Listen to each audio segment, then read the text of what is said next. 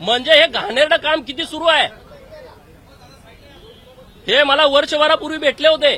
पिंपरी चिंचवडला मी कार्यक्रमाला गेलतो, यांची माझ्या अगोदर ओळख पण नव्हती, परंतु हे माझ्याकडे आले की तुम्हाला धोका आहे, तुमच्या विरोधामध्ये रोहित पवार मोठं षडयंत्र रचतोय, सुप्रिया सुळे षडयंत्र रचतायत, माणूस फोडणारा त्याच्याही छातीवरती टॅटू आहे आणि ह्यांचं प्लान धनगराची माणसं पुढे करा, म्हणजे गोपीचंद पडळकरला धनगराचा विरोध आहे. हा जो आता जो विषय वाग्यात चालला हेच प्रकरण, अशी षडयंत्र ही लोक रचतायत. आणि म्हणून राज्याचे मुख्यमंत्री माननीय देवाभाऊंच्याकडे माझी विनंती आहे की या महादेव देवकातेंच्या बरोबर यांचं स्टेटमेंट घेऊन रोहित पवाराला माझ्या गाडीवरती जो हल्ला झाला 2021ला त्या हल्ल्याचा त्या घटनेचा फेर तपास करून रोहित पवाराला त्या घटनेमध्ये आरोपी केला पाहिजे. आज जे माझ्यावरती अटॅक करण्याचा जे मला अधिकाऱ्यांनी सांगितलं ती गोष्ट 100% खरी असणार. अशी जवळची मुलं ज्यांना तुम्ही पुढं करताय, ज्यांना तुम्ही गोपीचंदवरती अटॅक करा, त्याच्यावरती व्हिडिओ करा, त्याच्यावरती पोस्ट टाका. माझ्यावरती जेवढ्या पोस्ट टाकलेत तेवढ्या सगळ्या पोस्ट रोहित पवारांनी करायला सांगितलेत. हे अशा पद्धतीने व्हिडिओ करा, अशा पद्धतीने आरोप करा आणि जयंतीच्या कार्यक्रमात जाऊन दंगे करा. जिथं कुठं धनगर समाजाचा कार्यक्रम आहे तिथं जाऊन तुम्ही दंगे करा. ही तुमची वृत्ती. देवाभाऊनी हे काल खरं प्रकरण समोर आणलं, रेकॉर्डवरती आणलं, तोंड बंद झालं. म्हणजे बोलायचं यार काय बोलतोय, तुला तोंड आहे बोलायला? जो आजोबाचा विषय आहे तोच हा पुढे चालवतोय आणि या विषयामध्ये आम्ही शांत बसणार नाही. या विषयाला सातत्यानं आम्ही विरोध करू. म्हणून सरकारकडे 2 मागण्या आहेत. सातारच्या प्रकरणामध्ये या दोघांना सहआरोपी करा, तिघांना सहआरोपी करा, त्यांच्यावरती गुन्हा दाखल करा आणि सोलापूरमध्ये माझ्या गाडीवरती जो हल्ला झाला त्या हल्ल्याचा नीटपणे तपास करा, याचं स्टेटमेंट घ्या आणि रोहित पवाराला त्या गुन्ह्यामध्ये सहआरोपी करा. कारण महाविकास आघाडीचं सरकार होतं, त्यांना पाहिजे तसा तपास त्या प्रकरणाचा केलेला आहे. सर, एक शेवटचा वेगळा प्रश्न होता. काल विधानसभेमध्ये सुद्धा संविधानावर चर्चा करताना भास्कर जाधव यांनी विरोधी पक्षनेत्यासाठी निवड करावी अशी कपडे घाल. माझ्या नावाला जर भाजपचा विरोध असेल तर दुसरं नाव शिफारस पत्र देण्यास तयार आहे. मात्र संविधानामध्ये विरोधकांचा आवाज दाबला जातोय अशी खटखट त्यांनी व्यक्त केली आहे. हे बघा, संविधानावरती चर्चा सभागृहामध्ये सुरू आहे. माझाही काल बोलण्याचा नंबर असल्यामुळे मी पूर्ण वेळ सभागृहात बसून होतो. अधूनमधून बाहेर येत होतो पण पूर्ण वेळ सभागृहात बसून होतो. संविधानामध्ये भूमिका मांडत असताना काँग्रेसची लोक किंवा महाविकास आघाडीची लोक त्यांना पाहिजे तसं सिलेक्टिव्ह बोलत होते. त्यांना जेवढं पाहिजे तेवढंच बोलायचं. अरे लोकांनीच तुम्हाला जनमत दिलं नाही विरोधी पक्ष नेता व्हायचं, आता त्याला भाजपनं काय करायचं? लोकांनीच तुमची लायकी दाखवून दिलेली आहे की तुम्ही विरोधी पक्षाच्या नेतेपदावर सुद्धा बसण्याच्या लायकीचे नाहीये.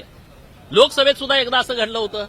लोकांनी इतकं बहुमत दिलं होतं, म्हणे तुम्ही 400ची घोषणा केली आणि तुम्ही 400 आला नाही, हा संविधानाचा विजय आहे. ही खरी गोष्ट आहे की 400ची घोषणा मोदी साहेबांनी केली होती. आमची लोक 400 निवडून आली नाहीत, पण लोक यामध्ये खुश आहेत की 420 लोक सत्तेत आली नाहीत. 400 नाहीत आली तर आमची अडचण नाही, पण हे जे काँग्रेसवाले 420 करणारी लोक आहेत ती लोक सत्तेत आली नाहीत, हे लोकांचं मत आहे. त्यामुळे भास्कर जाधव हे संविधानाच्या चर्चेवरती स्वतःचं जी मळमळ आहे ते व्यक्त करत होते. तो काय माझा अधिकार नाही, तो अध्यक्ष महोदयांचा अधिकार आहे. ते नियम बघून त्यांच्या पद्धतीनं ते निश्चितपणे निर्णय या विषयावरती घेतील.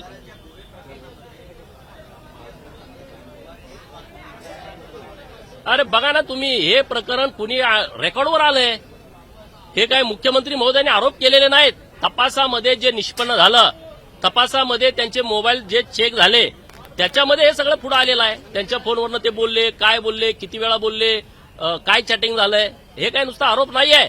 त्यामुळे हे त्या कटाचे सूत्रधारच आहेत. रोहित पवारांनी काल स्पष्टीकरण दिले की एका महिलेला न्याय मिळवून देण्यासाठी मी त्या पत्रकारांना फोन केला होता. दुसरी गोष्ट, 1 कोटीची कॅश तुम्ही कुठून आणली असाही प्रश्न होता. अरे एका महिलेला न्याय देत आहे मी. ते प्रकरण यशवंतराव चव्हाण प्रतिष्ठानमध्ये एका मुलीवरती या जयंत पाटलाचा सल्लागार त्यांनी रेप केलाय लग्न करतो म्हणून, त्याच्यावर काय हे बोलत नाहीत. ती मुलगी वनवन फिरते, त्याच्यावरती एफआयआर झाला, कुठं दाबला, त्याला जामीन कसा काय झाला? यशवंतराव चव्हाणांचा वारसा तुम्ही सांगता हे राष्ट्रवादीवाले, आणि त्या यशवंतराव चव्हाण प्रतिष्ठानमध्ये एका मुलीवरती अन्याय अत्याचार झालाय. त्यांचं तुम्ही एक प्रकरण बघा. एक जयंत पाटलांचं भाषण चालू आहे, त्या मुलीनं खाली कमेंट केल्या, वाचा तुम्ही. हे अशी लोक नाही आहेत. महिलांची बाजू घेणारे अमुक तमुक हा यांचा सगळा दिखावा आहे. महिलांची बाजू घेण्याबद्दल काहीच दुमत नाही, परंतु तुम्ही त्यांना शिकवणं, तशा पद्धतीनं कट करायला लावणं हे गैर आहे, हे चुकीचं आहे. रोहित पवार असं देखील म्हणतात की पुढच्या काही महिन्यामध्ये एका मंत्र्याचा विकेट जाणार आहे म्हणून.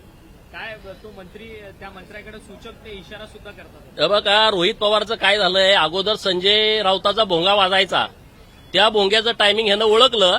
अरे इथं सिक्युरिटी यायच्या अगोदर रोहित पवार येतोय, पत्रकार यायच्या अगोदर रोहित पवार इथं येऊन शोधतोय, तुम्ही या, मला बोलायचं आहे. काय केलंय? 3 तारखेपासून 26 तारखेपर्यंत रोहित पवाराचं शेड्यूल काय आहे टीव्हीवरती दिसायचं आहे. मी काहीतरी करतोय, मी काहीतरी बोलतोय. अरे एवढा हलकटपणा. तो संजय राऊताला त्यानं ओळखला, पावणे झाला तो येतोय, शो तुम्हाला 9लाच येतोय. मला सिक्युरिटीवाले बोलले आम्ही यायच्या आधी हा येतोय. विधान भवनाचे कर्मचारी म्हणले हे विधान भवनाचं कुलूप उघडायच्या आधीच हा इथं येऊन बसतोय.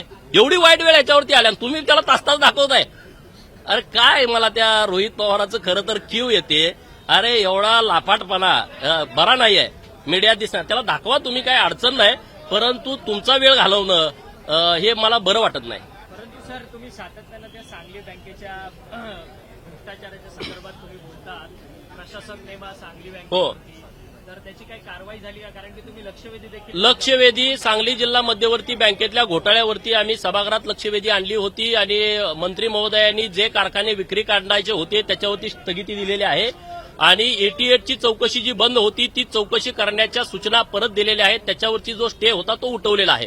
आता 88ची चौकशी झाल्याच्या नंतर सांगली जिल्हा बँकेमध्ये 83च्या चौकशीमध्ये बरेच मुद्दे असे समोर आलेले आहेत की ज्यामध्ये अनियमितता झाली आहे, भ्रष्टाचार झालाय, अनागोंदी झालेली आहे आणि त्यामुळे 88ची चौकशी झाल्यानंतर आपसुकच सांगली जिल्हा मध्यवर्ती बँकेवरती प्रशासक येईल.